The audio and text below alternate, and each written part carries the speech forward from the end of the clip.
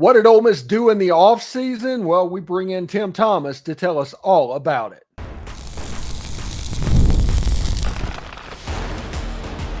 You are Locked On Ole Miss, your daily podcast on the Ole Miss Rebels. Part of the Locked On Podcast Network, your team every day. Hello, I'm Steven Willis from the Locked On Ole Miss podcast, and this is a very special basketball edition. We're going to bring in Tim Thomas to find out what Ole Miss did during the offseason and some of the intriguing games that are lining up on Coach Beard's schedule. First, let's talk to Tim Thomas and find out exactly what happened this offseason. Tim Thomas joining us. Tim, this offseason was very unique because the number of returning players, now, I mean, granted, Malik Dia coming back is a big deal, but there was a lot of work that had to be done after that. Yeah, Chris Beard and his staff, they went to work. They lost so many guys, as we know, when Dia was about the only one, him and Flaherty, the only two really that came back and played at all. Dia was the only starter. So he had to really get to work, and he did. He went out and got some name droppers, game changers, electric guys that I think it's going to be a great team. They're already getting slept on by the Andy Katz and Ross Steen and Joe Lenardi, but I think at the end, like it happened last year, we'll be there.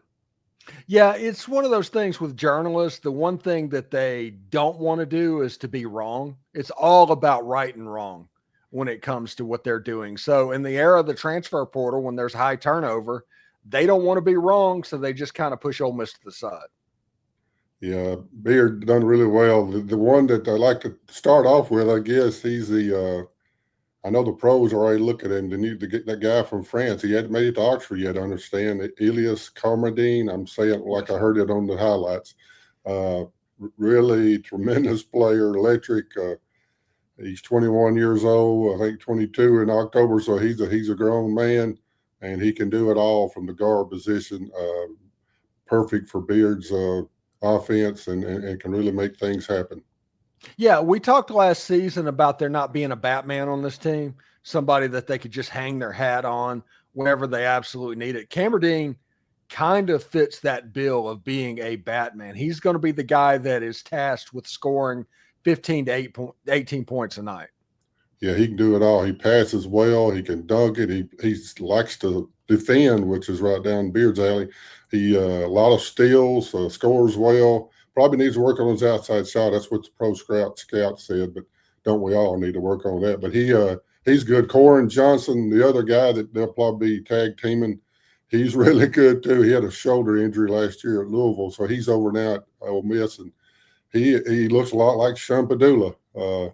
Amazing how they play a lot alike. The outside shot, stepping back and then take it to the hole and dishing off, and he's not afraid to go in among the big guys. So Corin Johnson, I'd look at him, them two guys, and also the Travis Perry guy, from Kentucky. What did he do? Oh, he's just a career leader in high school for points scored in the state of Kentucky, and it's kind of like a Hoosier story. I listened to his interview yesterday, and they're a little small school, kind of like Hoosiers, and they end up beating the big school for the state championship. So that's an awesome story, and him and his family and his father coached him all the way through AAU and high school and so forth. So it's a great story. Tremendous shooter, tremendous three-point shooter. Didn't do as well last year with Kentucky because he didn't get to play much. But I look for him to do a lot of good things too, Travis Perry. Yeah, Mark Pope, the head coach at Kentucky, it's weird when a player transfers out that coach comments on them after the fact.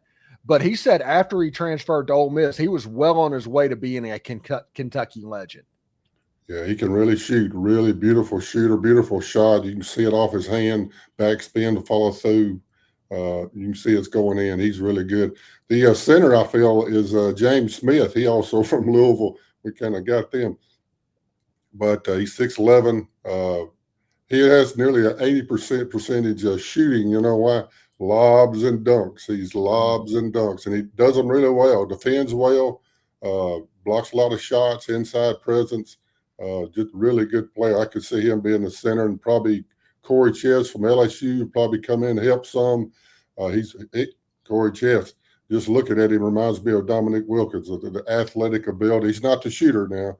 He's got to work on that. But defender, I think he had like 19 rebounds against Alabama, kind of like Dia did. But he's really athletic, tremendous jumper, got good spring in his legs. He's an excellent player. So he's going to play a lot, I can tell. And Augusta Cassia, I'm not sure some of these guys. I think he's also from Brazil, like Flatkey, but he was come from Butler. Good player, inside presence. He'll definitely help our front line. Yeah, it should be interesting. You mentioned Corey Chest, and you compared him to Dominic Wilkins. I think he's got a little bit of Sean Kemp in him. It's just one of those real athletes, just really springy around the goal. He's not quite as big as Kemp, but that'll come over time. But I think that is kind of the production that they're banking on, really, as a 6'8", 6'7" guy. Yeah, he's really talented. We'll see how he does on the offensive end. He's a big lobber and dunker too. And AJ Storr from Kansas, he's been around, but Beard likes him. He was just last year before preseason. He was like Naismith Award nominee. Just really tremendous player. A lot of awards out there preseason that he was nominated for. He didn't come through. Had a tough year at Kansas. Not sure injury-wise or the coach self or what the issues was. But everybody at Kansas last year had a tough year. Yeah, it was a tough year. I'm not sure. The little culture issues, we might say. I ain't going to go too far into that, but that is a real thing, and it's going to get worse July the 1st with the legislation coming into effect. So we'll see how that 20.5 is spread it out and who gets what, and they go through this guy and that guy, and they got to vet this person, and that's going to be kind of interesting. But AJ Storr, tremendous athlete, great potential. He could be a star, no doubt. Along with Dia, both those guys, all SEC, I could see it happening. Some of these other guys have yet to be proven, but AJ Storr, when he was at Wisconsin a few years back, he showed out very regular, consistent basis. But like Dia, he's got to work on this consistency. He's a tremendous player. We saw that last year. He can shoot really well, score real well, and he's got to be consistent. Don't want to hit the board sometimes, likes to stay outside. And he is a great shooter outside, a little goofy with a flat-footed deal. We got over that last year when he kept hitting them. But enjoy watching them play. But they got a freshman guy, the highest-rated high school recruit ever recruited by Ole Miss, Niko Bundalo. He was signed with Washington, but he ended up coming to us. It's good to see. Maybe a little money pass, I'm not sure, but he enjoyed Oxford. Said he wanted to play with Beard, so that's part of it too. But he's a big 6'10" freshman guy. I saw he was a McDonald's All-American in the game. I saw he scored 12 points and 6 rebounds just a few minutes. They don't let him play much. So he's a player. He's a game changer. He can make things happen. And I see him coming in and playing a lot also. Yeah, Beard was really high on the players they brought in. Of course, he's a coach, and he would at this point. And we talked about certain things, like asked me that question in February, saying that he doesn't know how it's going to turn out. But Ole Miss on the high school end, Niko Bundalo, Patton Pinkins, Al Pinkin's son, the kid out of Georgia, is top 50, top 100 level players that kind of get lost in the shuffle because of all the transfer level players. Yeah, Pinkins can play. He can really shoot. I watched about 10 minutes of his highlights. He can put it in the hole. He shoots from way out behind the line, and he can take it to the hole with authority. He don't play. He got a little step back shot. And the Jordan kid, Tallis Jordan, big 6'9" kid from Georgia, really good. A lot like Dia. He reminds me of Dia. He can really do it all. He can take it inside, likes to play around, makes it little dipsy-doodle shots, kind of like Brakefield last year. But he's really, really hard to say how much he's going to get to play. A little thin. These will get a little stronger. But I see him being a fit, too, for this offense. All right, when we come back, we'll talk to Tim Thomas about the upcoming games on the schedule, what is going to be the Tad Pad game this year. It should be a lot of fun, so stick around. All right, I want to tell you about Game Time. Have you ever decided at the last minute to head to a ball game with friends and family? Maybe it's a game day and you suddenly realize that you want to be in the stands. That is exactly where Game Time comes in. It is the easiest way to grab last-minute tickets without all of the stress. With the money you save on tickets, you can splurge on food, drinks, merch, or even invite a little bit bigger group to come with you, or you could put the money in your pocket. Game Time makes all of that possible. Game Time makes buying tickets fast and simple. Prices on the app actually drop the closer you get to the first pitch, and they've got incredible last-minute deals, clear seat views, and a lowest price guarantee that takes all the worry out of buying. Seat views are right in the app before you buy the tickets. You can see what it looks like. So, like in 2014, I went to the Ole Miss Alabama game and I bought from a ticket broker like that. And I had to go on memory of what section it was in. And I was a little bit off by like one group, one letter over. This takes that guesswork out of buying tickets with Game Time. Download the Game Time app and create an account. Use code LOCKEDONCollege for $20 off your first purchase. Terms apply. Again, create an account and redeem code LOCKEDONCOLLEGE for $20 off. Download the Game Time app today. Lowest tickets, last minute prices.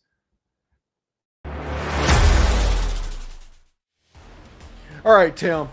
The schedule this season for Ole Miss men's basketball looks like it could be quite fun. From going to Madison Square Garden to play St. John's, a neutral site game against NC State, Miami in the ACC-SEC Challenge, and they've got a Duke assistant recruiting pretty well. That looks like it's going to be a pretty good game as well.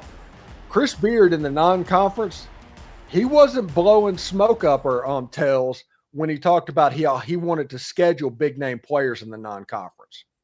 Yeah, he's kind of wanted to do this all along, but since he got in the Sweet 16, we got in Sweet 16, right?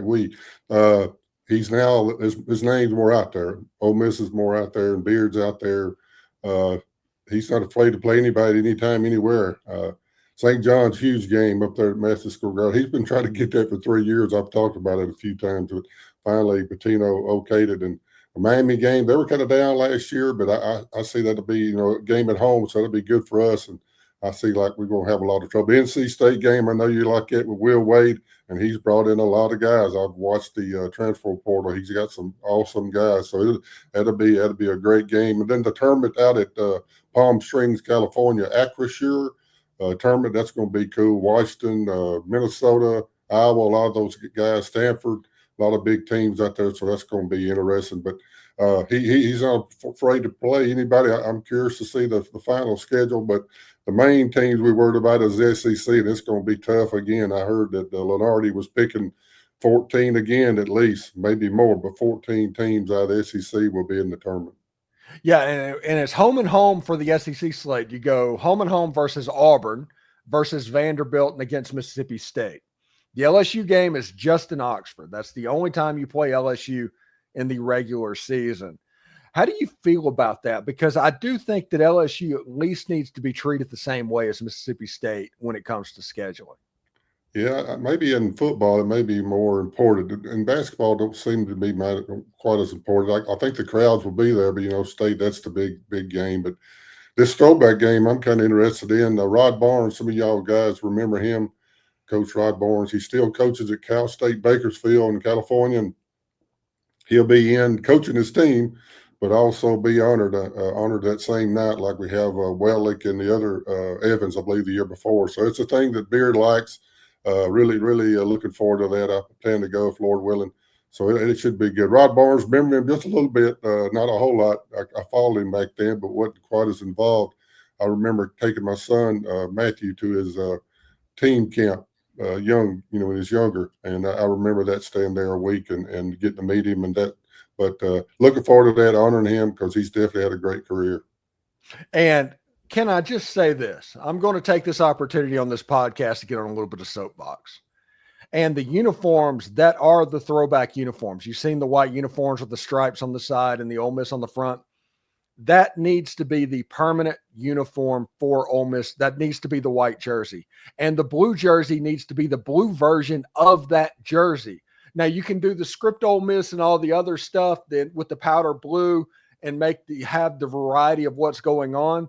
But those two need to be the priorities they are the best two-looking uniforms that Ole Miss basketball have, in my opinion. They're nice, yeah. Why didn't you talk to Beard about that other day in his interview? That would have been something to hit him on. I think he's open to anything like that. I'm sure he'd be open. I figure he lets the players kind of choose. I'm not sure how they do that, but I commend you for getting interviews with him. Or you got one with Yo or had one with Yo recently, so that's a good thing. You're moving on up, Steven. Glad to be on the ride. Yeah, we're on a little bit of a heater right now. Everybody else is, going through talking season. I think we planned out the Coach Beard thing was like a 5-month process to get him on the show. Yeah, I mean, there was some work that went into that. And once that happened and they were pleased with it and stuff like that, it gets easier and easier and easier. So we'll see exactly how it goes. Yeah, I thought I may have to get involved in that would have helped that out, but you did good. I was glad. A very good interview, enjoyed it. And I think it went, a lot of people around the Southeast watched it, probably nationwide.